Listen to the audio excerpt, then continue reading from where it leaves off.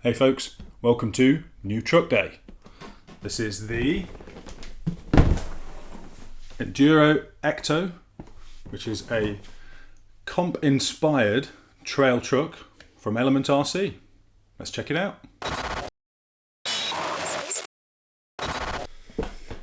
Welcome back. So this is it. This is the Element Enduro Ecto. Like I said, it's billed as a trail truck. But it's clearly inspired by some of the kind of low CG comp trucks that are out there, although I don't think the CG is particularly low. It's based on the Element Gatekeeper chassis, so it has the Gatekeeper trailing arm suspension. Really looking forward to trying that out. It's a 12.8 inch or 325mm wheelbase, so slightly longer wheelbase than the other ones, and we'll show that in a little bit. Comes with a Reedy ESC and a Reedy 5-slot. How many turns? Doesn't say. I think it's 11 or 12 turn motor. We'll find out in a bit. And it takes 2 or 3S LiPo batteries, which is perfect. So without further ado, let's get in the box. Let's get the truck out, see what you get in your box, and take it from there.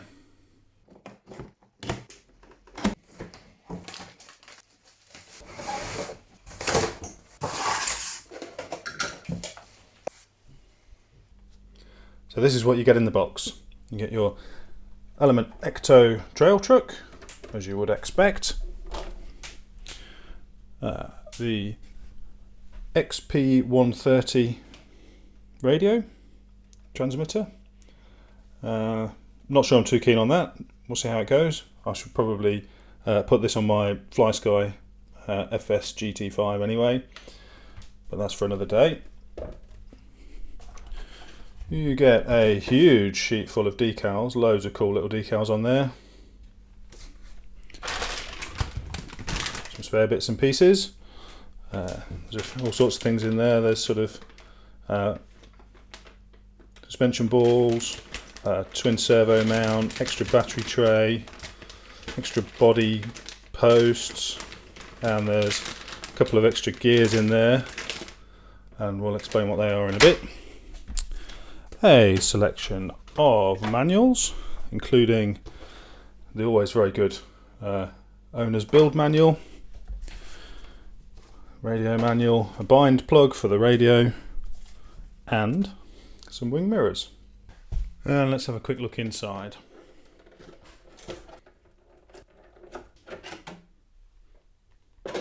So there we go. So we've got our Reedy ESC, brushed ESC, takes LiPo or nickel metal hydride batteries.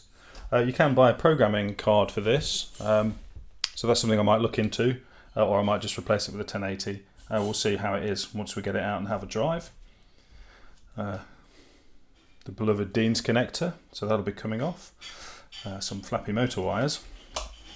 And then we have our Reedy Crawler 550 motor. Can't see how many turns that is. I'll find out. Got our Stealth X transmission. Really like this transmission. Comes with about 5% overdrive straight out the box, and the gears that were in the spares piece give you up to just under 12% overdrive. So we'll almost certainly be installing those at some point. But for now we'll keep it as it is because we want to test it out box stock and see how it performs. We've got front and rear springs, different springs on each side. These are the white springs, ones in the back of the blue. I think the back ones are significantly softer, so we'll see how they perform as well. And of course then we've got the Gatekeeper suspension system, the trailing arm suspension, which means the shocks are on new shock towers. We've got the built-in sway bars, which is really good. They come straight out the box. We'll see how we go. I'm really intrigued to test this out and see how that goes, see what the scope is for shock tuning.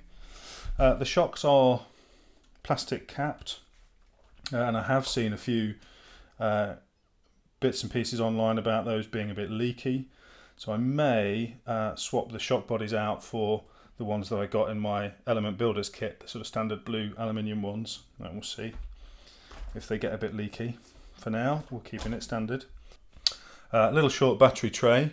You do get a longer battery tray in the box, in that spares kit, but I don't think it will fit properly under the body. I think it's quite, as you can see, it's quite a narrow body, so I think there's going to be some problems there if we try and use that. I probably won't try and use that, to be honest. I do use relatively small batteries. So we've got our XP-R4, looks like 3-channel receiver, and obviously we're only using 2 at the moment. The ESC has got some auxiliary power plugs coming out of it, which is nice, and I'm guessing there's a signal. One of those is probably for the programming card, but the other one is an auxiliary power, I think. So that might be good, could either power some lights or a direct power servo if you wanted to, straight out the ESC. Let's flip it over, have a quick look underneath. It's got straight metal links, so not high clearance links. The behind the axle steering, panhard. Again, trailing arm suspension. Those trailing arms are plastic, but they are the grey plastic. The grey element plastic is tougher than or harder than the normal black plastic, so hopefully they'll stand up to a bit of abuse. I'm sure it won't be long before there's some aluminium versions available of those, hopefully. I'd quite like a set of those if there is, just because they'll look cool more than anything else. And the other thing to have a quick look at is the adjustable panhard mount. So this again is something that was introduced as part of the Gatekeeper chassis. So it's an adjustable panhard. It's a metal piece at the top, and then the second piece is plastic, which is a bit disappointing. We'll see how it goes. The other thing to mention are the shock towers that have these adjustable position inserts in, so you can do a bit of shock tuning in those. Come in a middle position as standard. Probably they will finish up being in the higher position to lower the CG just a little bit more. We will see. On the front, I think you could probably use the Samix metal shock towers if you wanted to, and perhaps give you a little bit more adjustment. On the back, at the moment, as far as I'm aware, they wouldn't work because they've had to move the shock mounting position, obviously, for the trailing arm suspension. So as it is at the moment, you kind of stuck with these, or you could use shock keys if you wanted to change that angle. So the batteries I generally use at the moment are these 1300 3S Nanotech and 2200 3S Nanotech. So the big question, those motor wires are going to have to be moved. The big question for me will be whether my 2200s fit in there, because I think they'll be just about the right size for this truck.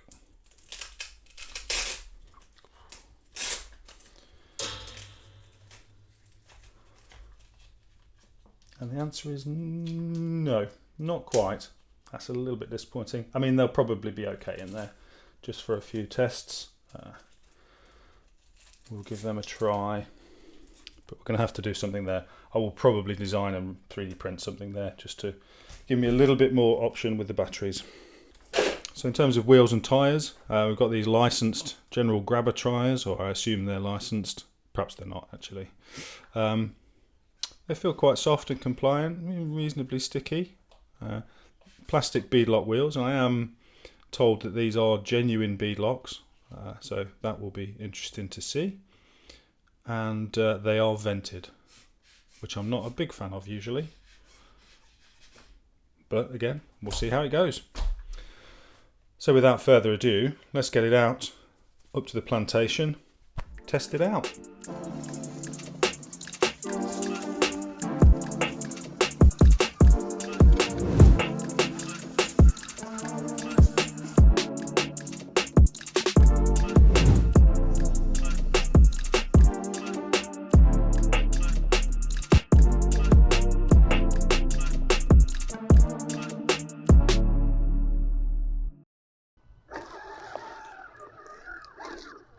First things first, it's very twitchy, but it's got a fairly decent slow crawl. It's nice and dry today. But it is struggling already.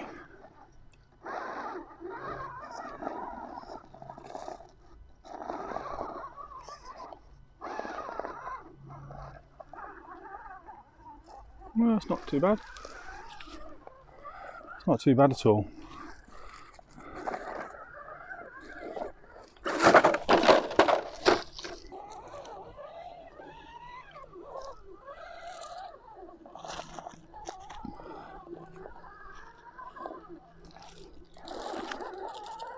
Well, I tell you what, it's not doing bad. It is not doing bad. That's quite a tough line up there.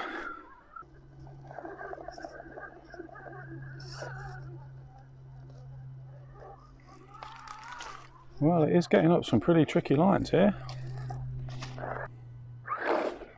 So those tyres appear to have kind of no give in them at all.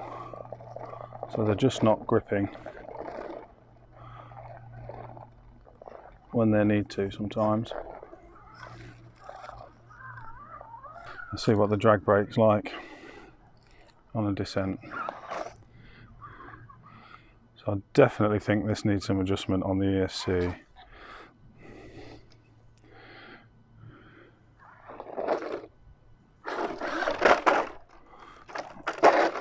Yeah, that brake is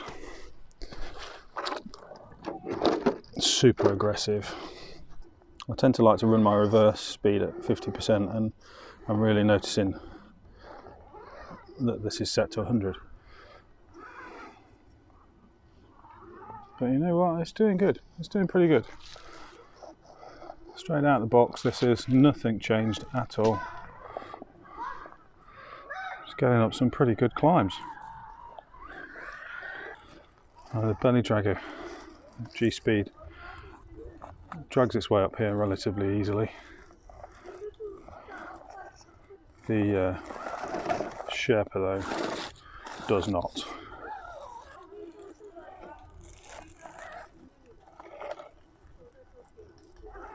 Oh, maybe.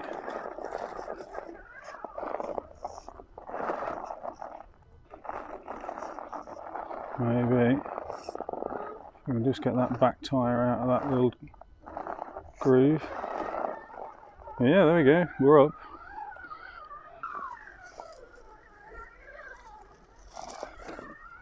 Yes, not too bad. So this sort of stepped section can be a bit challenging because the way that the wheels have to sit on the way up the hills. It's not too bad. This will be the real test.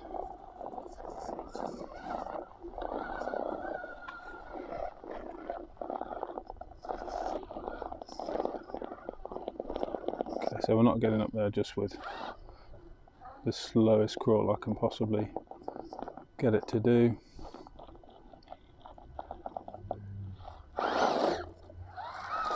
No problems with a little bit of wheel speed. That brake.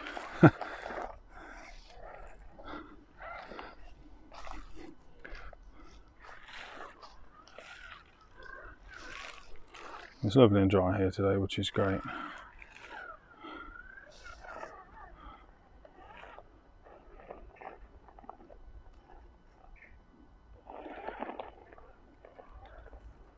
Those tyres are just sliding around there really, but that was not bad.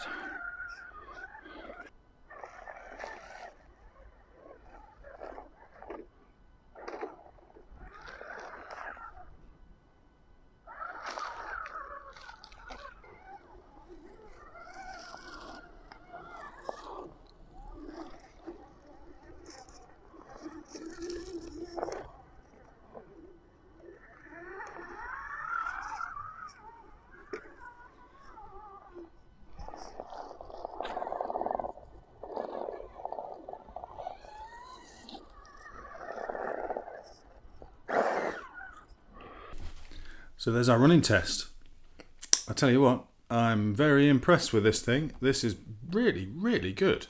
For a ready to run, straight out of the box, very, very impressed with it. Really good. Has a huge amount of potential as well. It's not perfect.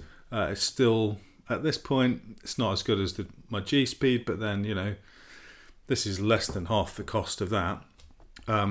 It climbs really well. You know, the tyres are not super grippy, and they're sort of quite stiff. They're not very supple, and they are vented as well, which probably helps a bit in this case. They're not the best tyres in the world, but it still climbs really well. It's pretty poised.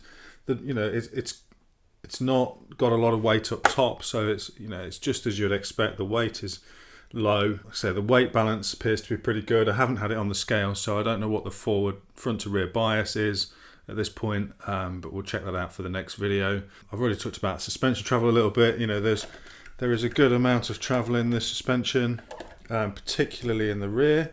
It's really good. The articulation is good. You know, it's really good. The articulation is slightly hampered by the trailing arm suspension, but it doesn't seem to matter. It does have slightly different characteristics on climbs where you know, it's getting a back wheel in the air, whereas with the G-Speed, the axle will settle into that if you just kind of give it a bit of time. Obviously the trailing arm kind of doesn't so much. It doesn't settle so much, so it stays in the air a little bit, but it does stay pretty poised. So it's a slightly different driving style required, but still not difficult. You know, easy to control. It's super quiet. I couldn't get over quite how quiet it runs. Other good things, the decal sheet. This is huge. There's so many. It's really good. There's some nice ones on here. You know, there's a few sort of funny bumper sticker types. You know, there's some that are nicely aged, and there's some nice, fresh, crispy ones. I've not gone too heavy with the stickers just yet, because this is just going to be kind of a basher body. I have already decided I'm going to buy a new shell for this, have a Shelf Queen shell for it, and then the kind of out on the trails body. The overdrive, it's obviously already got overdrive installed, so straight out of the box there's it's around about 5% overdrive. It's good, and it helps with the steering. The steering's really sharp. It's got a really good steering angle actually. It's definitely sort of in the 45 degrees plus region, and it's nice and even on both sides, which is great. Means it's set up well. And you know, the bag full of spare bits, really handy. Loads of bits and pieces. You know, there's kind of spare rod ends, part for the panhard mount. There's a spare servo arm. You know, a few bits and pieces. There's things that you might actually need, rather than just sort of random parts trees that you're never going to use. But let's move on to the bad. So the bad points, I think they cheaped out on it a little bit. They obviously made it to a price. You know, compared to the builder's kit, there's some sort of plasticky kind of cheap components in there. And I know the builder's kits tend to have the slightly more premium components. So the shocks, you know, they've got the plastic shock caps rather than the all-metal shocks that come with builder's kits. The body shell is pretty feels kind of thin. The paint on it is wafer thin. You can see through it in some places. The panhard mount, the adjustable panhard mount, now this I did find quite disappointing. The top half of it is metal, the second half of it is plastic. You could have, you know, come on Element, you could have given us the full metal mount for that, I think, for the cost. I know you want us to upgrade, I know you want us to go and buy the option parts, but I think that one, you know, you could have given that one in. I should say actually the servo arm is metal, so that's good. It is I think it's a sort of sintered steel, sintered metal, I'm not sure. Like I said, the paint is really thin, and the shell rattles like crazy. I mean, I'm sorry, I know I was supposed to do this as an out of the box without changing anything, but I have changed one little tiny thing. Well, two. First of all, I put some little tabs on the body pins, because they're a bit of a pain. Body pins are in general. And the second thing I've done is I've had to put these kind of, you can't see them there, let's take one off so you can see it. These little TPU, where is it? Can you see it? There we go. TPU spacers on top of the body posts, because without them there's like a 2 or 3 mil gap, and any bit of rough terrain, all you basically hear is that, but a lot worse. Not everybody's got access to a 3D printer though. You know, you might need to go and cut some bits out of some neoprene foam or something like that, or wrap some rubber bands around it. You know, you'll find a way, I'm sure, but you will need to find a way because it's quite annoying. The battery tray is really small. I know it's designed around shorty packs, but I don't really want to have to go out buying separate batteries for things. I want to be able to use the ones that I've already got. And the other thing, and this is a personal choice, because I know a lot of people hate them, but I really like an on-off switch. There isn't an on-off switch. So you plug it in and it's on, you unplug it and it's off. Ordinarily, that's fine. When you've got the four fiddly body clips to take off, body pins to take off, I just find that a little bit annoying. So that's the good done and that's the bad done. So let's just get onto the ugly and get it out of the way. The first thing is this radio. It is ugly. Simple as that. It's huge. It's really big. You know, I'm not a small guy, as you can probably tell. But I find this radio too big. There is absolutely no chance of being able to drive this one-handed without getting some serious cramps. But because of the distance from here across here, the way the steering wheel, can't really put a 3D printed thumb steer on there. It's going to have to be engineered quite radically. So that's going. I'm not going to keep that. The other ugly problem for me is this ESC. You'll have heard it in the running video. You could probably see it in the running video as well. It makes for an incredibly touchy, sensitive, jumpy experience. Now I do run them on 3S. I probably should have run it on 2S just to try it out. It might have been a little bit smoother, but the modulation and the resolution on the radio and the ESC combination, it made it pretty tough to drive slowly. It's certainly very tough to reverse slowly. Part of that might be down to me being a relatively inexperienced driver. You know, I haven't been doing this for long, so I'll hold my hands up to that. I always will. I can always learn more, definitely. But it's just not great. So you can buy a programming card for the ESC. It's about, I think I've seen it for $14. I have no idea if it's even available in the UK. So I haven't seen a price anywhere in pounds. But even if that's just a straight £10, you know, I'm not going to buy a programming card specifically for that one ESC that I might never need for anything else. You know, who knows what's going to happen to this truck over the next few weeks in terms of upgrades and changes. So quite frankly, out with the old, in with the new. We'll put a 1080 in there. We'll see how we get on. But yeah, I mean, overall, I absolutely think the good outweighs the bad. And the ugly is relatively easy to fix. I mean, the radio's not bad.